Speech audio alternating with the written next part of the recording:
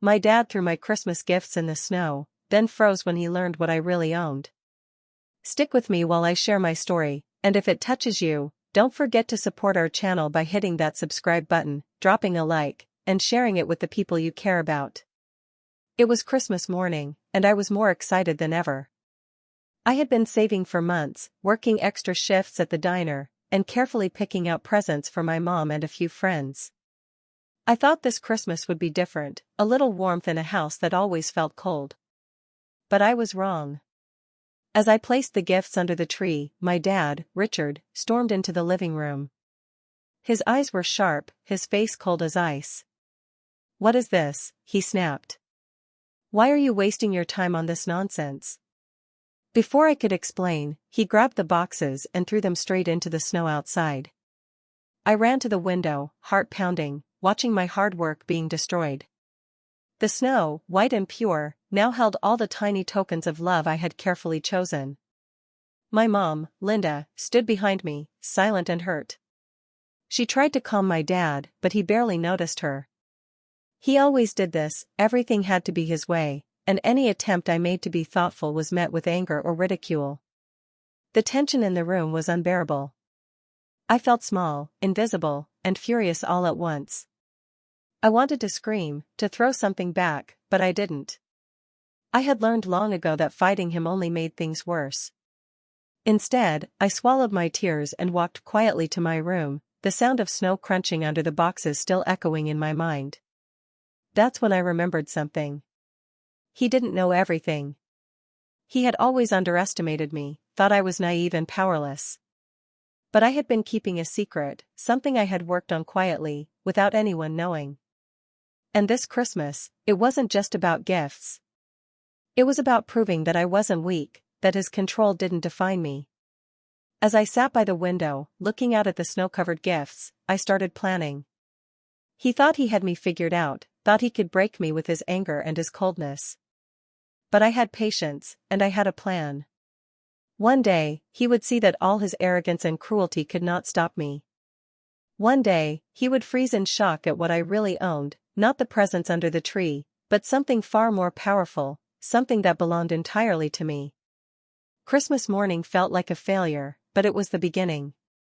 The moment my dad threw my gifts into the snow was the moment I realized I could turn hurt into strength, betrayal into opportunity, and finally, I would make him see the consequences of underestimating me. And that's when I knew this Christmas was only the start of a story he would never forget. In the weeks leading up to Christmas, I kept my life busy but quiet. I worked long hours at the local diner, serving coffee and breakfast to the regulars, smiling through the fatigue, and saving every dollar I could. Most of my money went toward a small surprise I had planned for my mom, Linda. She was the kind of person who never asked for much but gave so much love in return. She supported me quietly, always encouraging me in little ways, but I could see the fear in her eyes whenever my dad, Richard, was around. She had learned over the years how unpredictable and harsh he could be. Richard was a man obsessed with appearances and money. He measured success by the things he owned and the control he could hold over others. I grew up under his constant scrutiny. No accomplishment of mine was ever enough. If I got good grades, he would dismiss them. If I tried to share a small joy, he would belittle it. His favorite pastime seemed to be making me feel small and unworthy. Even though I had learned to keep my distance, I still hoped for moments of happiness. That hope kept me working extra shifts, planning secretly, trying to create something meaningful for my mom, a gift that would show how much I appreciated her quiet strength and love. I chose each item carefully, thinking of her favorite things, the little details she mentioned in passing. I wanted this Christmas to be different, a moment of warmth in our cold, tense house. But Richard had a way of crushing any attempt at happiness. When he caught a glimpse of what I had bought, his eyes narrowed. "What is this? You think this is worth your time?" he sneered. Without waiting for an explanation, he tossed the gifts aside, laughing as they slid across the floor. The moment stung more than the cold outside. It was not just the presents, it was the message. He had dismissed years of my effort, my thoughtfulness, my hard work. It was another reminder of how little I mattered to him. that day, I felt the familiar ache of betrayal. It wasn't a single act, it was the accumulation of years of being overlooked, mocked, and ignored. But amid the hurt, I held on to one truth: he did not know everything about me. He had underestimated me for as long as I could remember. Behind my quiet exterior, I had been working on something he would never see coming. I had plans, resources, and patience. The seed of revenge, carefully nurtured, was already taking root. Richard thought he had the upper hand, that his control over our household was complete. He believed I was powerless, incapable of striking back. But he was wrong. Every sneer, every dismissal, every act of neglect only fueled my determination. One day, he would learn that his arrogance and cruelty could not stop me, and that the girl he had always underestimated had been preparing for this moment all along. I stood by the window, staring at the snow where my gifts had landed. The cold white ground now held the symbols of my effort and love, crushed under my father's anger. My chest ached, not from the cold, but from the mix of hurt, humiliation, and anger that churned inside me. I had worked so hard, saved every extra dollar, and planned something special, and in one careless motion, he had destroyed it all. The sting of rejection felt deeper than just Christmas presents. It was years of feeling unseen, dismissed, and belittled, all wrapped up in one moment. I could still hear his mocking voice in my head, the sneer in his tone, the way he always seemed to delight in making me feel small. It wasn't fair, and I hated the helplessness that settled over me. My mom, Linda, came over quietly, placing a gentle hand on my shoulder. "It's okay, Sarah," she said softly, her voice steady even though I could see the worry in her eyes. "He doesn't see your heart. But I do. I always see you." Her warmth and understanding were a balm to the rawness inside me. She was a stark contrast to my father, always gentle, always supportive, always valuing me even when he didn't. For a moment, I let myself lean into her comfort, feeling the weight of loneliness lift slightly. But even as I felt the sadness, a spark of determination grew in me. I refused to let his cruelty define me or control me. I quietly made a vow to myself: I would not act in anger or impulsively. I would plan, wait, and turn this humiliation into something he could never ignore. My revenge would be calculated, precise, and meaningful. I already had the tools I needed, though he had no idea. I had been careful, saving money, learning, and watching. I knew the hidden corners of our house, the secrets he kept tucked away, the things he valued most. He had underestimated me for so long, thinking I was naive and powerless. Little did he know, I had been quietly preparing, gathering knowledge and patience that would give me the upper hand. As I watched the snow fall, covering the ruined gifts, I felt something shift inside me. The anger was still there, but now it was mixed with purpose. The humiliation that had stung moments ago had turned into fuel. I wasn't going to cry or beg or try to please him anymore. I was going to wait, plan, and make him see exactly what he had done, without him ever realizing how much I had been ready for this moment. That Christmas morning, as my father continued his usual routines, I silently promised myself one thing: he would never underestimate me again. A few days after the Christmas incident, I started noticing little things around the house, slight changes in Richard's behavior, objects he kept overly hidden, the way he locked certain drawers or avoided certain rooms. My curiosity, which he always dismissed as childish, suddenly became an advantage.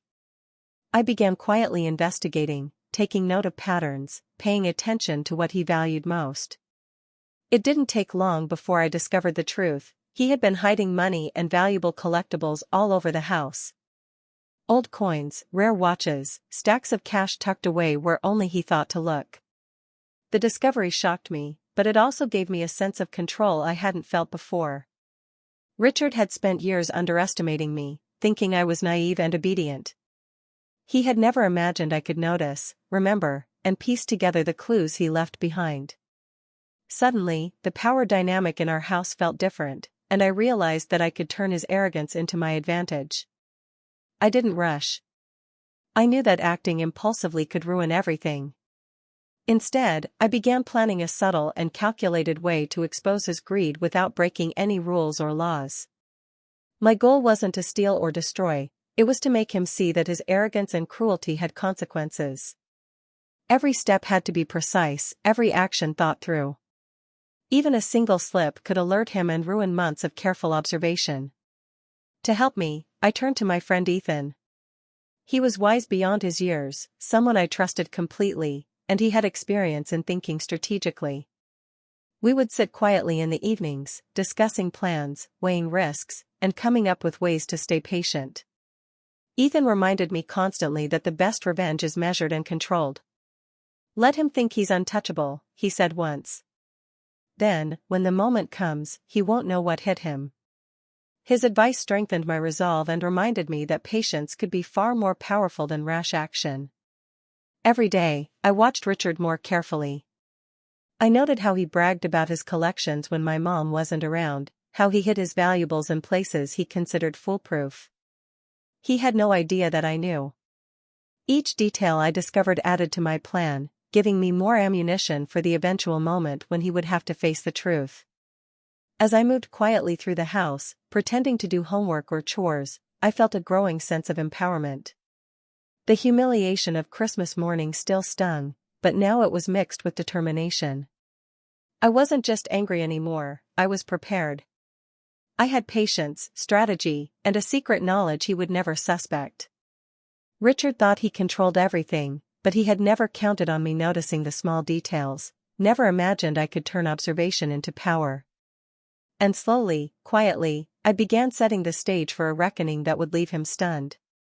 My secret discovery wasn't just about money or collectibles, it was the first step in reclaiming my dignity and showing him that underestimating me had been his biggest mistake.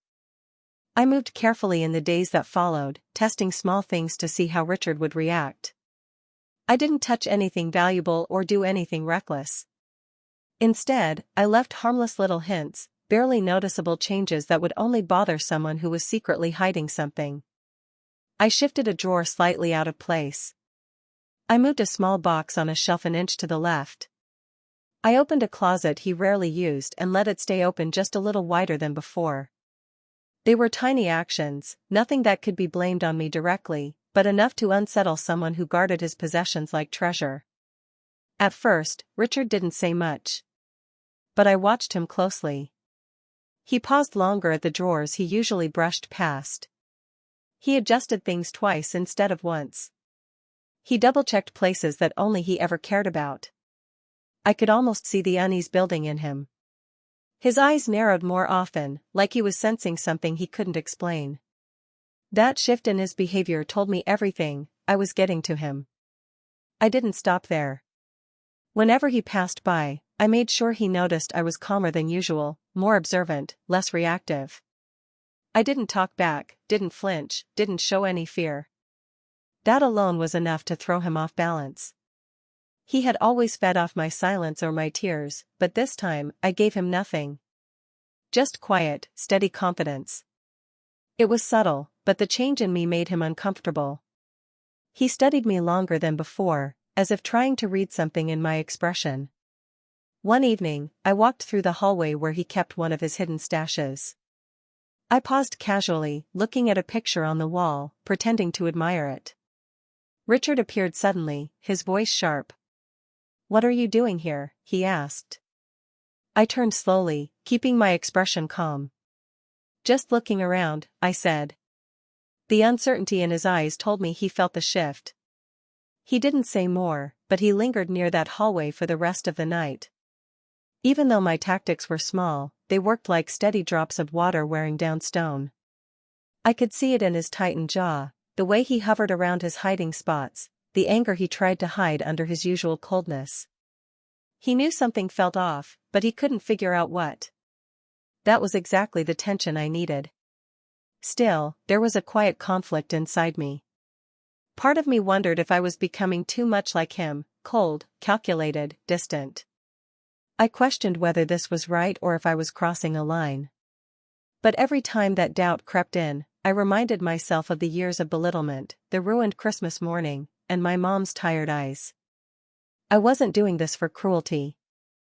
I was doing it to regain my power, to show him that he couldn't keep breaking me without consequences. I chose strategy over rage, patience over chaos. And as the days passed, the emotional tension in the house thickened. Richard sensed that something was slipping out of his control, and for the first time, he wasn't sure how to regain it. That uncertainty was only the beginning. One afternoon, while tidying up a seldom-used cabinet, I accidentally stumbled upon one of Richard's hidden valuables, a small antique watch he had carefully stored away. I held it up, pretending to be surprised, and called out to him casually. "Hey, Dad, look what I found. I didn't even know we had this." Richard came running, his eyes lighting up instantly. Pride and greed took over. "Where did you find that?" he demanded, reaching for it eagerly. "This is part of a collection no one is supposed to touch." His voice carried that familiar mixture of arrogance and excitement. I smiled faintly, keeping my tone innocent. "I just opened the cabinet, didn't mean to disturb anything." That was all it took. Richard's mind raced, and he began boasting. He spoke loudly about other collectibles he had hidden, about the money tucked away in drawers and boxes. He described rare coins, old jewelry, and other items he had painstakingly collected over the years. I listened carefully, pretending to be impressed while mentally taking note of every detail. Each boast was a piece of the puzzle, a way to show the audience, or, in this case, my mom later, exactly how much greed had consumed him. As he spoke, I secretly documented everything. I memorized locations, values, and the pride in his voice. This wasn't just about the things themselves, it was about the arrogance he displayed. He had underestimated me, thinking I couldn't see beyond his surface cruelty. But every word, every gesture, was evidence of how his greed ruled him completely. Even as satisfaction bubbled inside me, I felt a quiet sadness. I remembered my mom watching helplessly over the years, my father's coldness shaping our home into a place of fear rather than warmth. It hurt to see how much he valued objects over people, how he could dismiss love and kindness while hoarding wealth. That lingering sadness reminded me why I was doing this carefully, strategically. My goal wasn't to humiliate him for cruelty alone, it was to reveal the truth of his arrogance in a way that would leave a lasting impact. By the time he finally left the room, proud of the little show he had put on, I felt a mixture of triumph and melancholy. Triumph, because I had taken control of the moment and turned his pride against him. Melancholy, because this was the man who was supposed to protect and nurture me, yet had spent years tearing me down emotionally. That day marked an emotional turning point. I realized that the power dynamic had shifted. He thought he was the master of the house, the keeper of secrets, the one in control, but he had unknowingly revealed everything to me. And I knew, deep down, that this moment would be one of the keys to the reckoning I had been quietly preparing. I put the watch back exactly where I found it, smiled at Richard's oblivious pride, and walked away.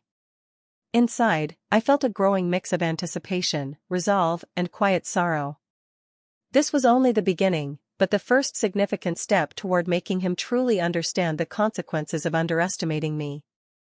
I waited for the right moment, choosing a quiet evening when the house felt heavy with tension. My mom was in the living room, folding laundry, and Richard was pacing nearby, irritated about something small as usual. I knew this was the moment to bring everything out into the open. Nothing dramatic, nothing loud, just the truth, delivered clearly and calmly, where my mom could witness it all. I walked into the room holding one of his prized collectibles, the antique watch I had accidentally discovered earlier. I didn't wave it around or act confrontational. I simply placed it gently on the coffee table where they both could see it. My mom looked confused, but Richard froze, his eyes locked on the item he thought no one knew about. "I found this again," I said quietly. "And I thought maybe we should talk about all the things you've been hiding around the house." My mom's eyes flicked to my dad, searching for an explanation. Richard's face went pale, then red, then pale again. "What are you talking about?" he barked, but even his voice carried fear this time. I didn't raise my tone. I didn't accuse him angrily. I simply listed every item he had bragged about, the rare coins, the old jewelry, the cash stashes. I said it in the same calm voice, letting the truth speak for itself. My mom's expression shifted from confusion to shock. She had never known about any of it, never imagined the extent of his secret greed. When Richard tried to speak, his voice cracked. He looked at me like he was seeing me for the first time. How do you know all that?" he demanded, struggling to keep control. "You told me," I said softly. "Maybe not directly, but you showed me everything without realizing it. You thought I wasn't paying attention. You thought I wasn't smart enough to notice." Silence filled the room, thick and uncomfortable. My mom stared at him, hurt and disappointed. She wasn't angry about the money itself, she was angry about the years of secrecy and the way he had treated us, especially me. Richard opened his mouth again, but nothing came out. He was truly speechless, something I had never seen before. The man who always had something cutting to say suddenly couldn't find a single word. He looked smaller somehow, like the weight of his own arrogance was crushing him. I didn't shout. I didn't rub it in. My revenge wasn't about destroying him, it was about revealing the truth he had tried so hard to hide. For the first time, he was forced to stand in front of the two people he had treated the worst and see himself clearly. My mom whispered, "How could you hide all this?" Her voice trembled with disappointment. Richard couldn't answer. His eyes darted between the table, the watch, and me. He realized that I had known more than he ever expected, that I had quietly held more power than he imagined. And that was enough. My goal wasn't to ruin him, it was to expose the years of arrogance, neglect, and coldness he had buried under his pride. Seeing him unable to defend himself, unable to hide behind harsh words, was the moment everything shifted. He finally understood that the daughter he had underestimated for years wasn't weak, wasn't blind, and wasn't afraid anymore. Richard sat in the living room, staring at the table, his face pale and tense. The usual fire in his eyes was gone, replaced by a stunned, almost frozen expression. For the first time in my life, he seemed powerless. He had spent years mocking me, controlling me, dismissing every effort I made, and now he couldn't hide behind his anger or arrogance. His pride had crumbled, and the weight of his own greed and cruelty pressed down on him. I watched silently as the realization hit him fully. He understood, finally, that his control had limits, that the daughter he had always underestimated had been quietly preparing for this moment. It wasn't loud or dramatic, but the effect was devastating. He looked around the room, unsure where to focus, unable to find words that could fix the shame he now felt. My mom, Linda, finally spoke, her voice strong but shaking with years of held-back emotion. "Richard, this isn't just about money or collectibles," she said. "It's about everything you've done over the years, how you treated Sarah, how you made this house a place of fear instead of love. I've stayed silent too long, but I can't anymore." Her words landed hard, cutting through the tension in a way that even I didn't fully expect. She stood beside me, her support unwavering. It felt like a shield, a reminder that I wasn't alone and that the truth had finally found its voice. Richard's shoulders slumped as he tried to respond, but no excuse or argument could undo the years of neglect and disrespect. I spoke carefully, my voice calm and steady. "Dad, years of ignoring, belittling, and controlling me have consequences. I've learned, I've grown, and I'm no longer powerless. But this isn't about hurting you. It's about showing you what your arrogance and cruelty cost you. You underestimated me for too long, and now you've seen what that means." He sat frozen, guilt and humiliation written all over his face. I could see the fear that had once been mine reflected in his eyes now. He realized that all the secrecy, all the mockery, and all the control couldn't shield him from truth and accountability. I felt a strange mix of emotions, satisfaction, relief, and a lingering sadness for the father who had wasted so many years in pride and selfishness. My revenge wasn't cruel, it wasn't about breaking him. It was precise, a mirror showing him the consequences of his own actions. The room felt heavy with silence as he finally sank into his chair, powerless and speechless. My mom's eyes softened as she looked at me, pride and understanding shining through. The full weight of betrayal, anger, and justice had finally been felt. In that moment, I realized that true strength wasn't in retaliation or anger, it was in restraint, patience, and letting truth do the work. Richard's breakdown wasn't about victory for me, it was about justice delivered quietly but completely. And in that quiet, the years of pain and neglect finally found closure. After that night, life in our house began to change quietly but completely. I felt a new sense of confidence and independence that I hadn't known before. The fear and tension that had shadowed every day seemed to lift, replaced by a clear understanding of my own strength. I realized that I no longer needed my father's approval or validation to define who I was. I started focusing more on myself, my studies, my part-time work at the diner, and my plans for the future. Every small step felt empowering. I applied for scholarships, wrote down my goals, and dreamed bigger than I ever had before. For the first time, I truly believed I could achieve the life I wanted without being limited by anyone's expectations or control. Richard, on the other hand, retreated into silence. He no longer dominated conversations or tried to assert control over me. Instead, he spent long hours alone, pacing or sitting in his chair, quietly reflecting on the mistakes he had made. I could see the defeat in his eyes, the realization that years of cruelty and arrogance had cost him the respect and trust of the people who mattered most. My relationship with my mom, Linda, grew stronger than ever. She became my partner in rebuilding our home into a place of warmth and understanding. We shared more conversations, laughter, and quiet moments than ever before. I no longer felt the weight of fear when she was around, instead, I felt safety and support. Together, we began to redefine what family could mean, proving that love and trust could recover even after years of neglect and betrayal. The house still had echoes of the past, but they no longer controlled me. I organized my time, my space, and my thoughts with purpose, making small but meaningful improvements to my life every day.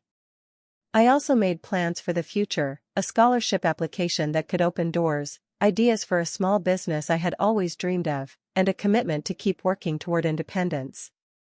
Every success, no matter how small, reminded me that I was capable and resilient. I had turned a painful experience into motivation and had grown stronger for it. I wasn't just surviving anymore, I was thriving. Richard's silence and reflection were reminders that actions have consequences. My careful, patient approach to confronting him had worked. I hadn't needed anger or revenge through destruction, I had reclaimed my power with intelligence and restraint. In those months that followed, I felt hope for the first time in a long while. I could imagine a future filled with opportunities, recognition for my hard work, and the freedom to make choices that were truly my own. And through it all, the bond with my mom remained unbreakable, a source of strength and love that no one could take away. For the first time, I realized that family could heal, and that even after betrayal, trust, love, and independence could grow stronger than before. Looking back, I realize now how much I had learned from everything that happened. Sometimes the people you trust the most can betray you, even when you don't expect it. The pain of being dismissed, humiliated, and ignored is sharp, and it lingers long after the moment has passed. But I also learned that patience, intelligence, and self-respect can turn that pain into power. You don't have to fight recklessly or hurt others to reclaim what's rightfully yours. Quiet, careful planning and staying true to yourself can change everything. Watching my father face the consequences of his own arrogance and greed was a strange mixture of relief and sadness. Relief, because I was no longer under his control and could finally move forward. Sadness, because the man who was supposed to protect and guide me had spent years allowing fear and selfishness to rule his actions. His downfall wasn't caused by cruelty or revenge, it was the result of his own choices, and seeing that was a lesson I will never forget. I also learned the value of family and trust. My mom, Linda, stood with me through everything. Her quiet support, love, and understanding reminded me that not all relationships are defined by betrayal. Some are strengthened in the face of hardship, and some teach you the real meaning of loyalty and care. Our bond became stronger than ever because we faced the truth together and refused to let the past define us. This story isn't just about anger or revenge, it's about recognizing your own worth, standing up to injustice, and knowing that even when life seems unfair, you have the power to change your situation. Betrayal can be painful, but it can also be the catalyst for growth, for reclaiming control, and for proving to yourself and others that you are capable of more than anyone ever believed. For those watching, it's a reminder that patience and strategy often matter more than immediate reaction. Waiting, observing, and acting thoughtfully can turn even the deepest wounds into a chance for justice. It's not about humiliation or cruelty, it's about showing strength, resilience, and intelligence in the face of those who try to put you down. And as I think about that cold Christmas morning, the snow-covered gifts, and my father's shock when he finally realized I wasn't powerless, I feel a mix of emotions. There's empathy for the past pain I endured, pride in the person I've become, and a quiet satisfaction in knowing that truth and patience carried the day. Sometimes life teaches harsh lessons, but the strongest victories come from staying calm, thinking ahead, and refusing to let others' betrayal define you. That is the power I discovered, and it's a lesson I will carry with me forever. For anyone listening, remember this: even the people you trust the most can disappoint you, but your patience, intelligence, and self-respect can turn that disappointment into your greatest strength. And sometimes, just sometimes, justice arrives in the quietest, most satisfying way.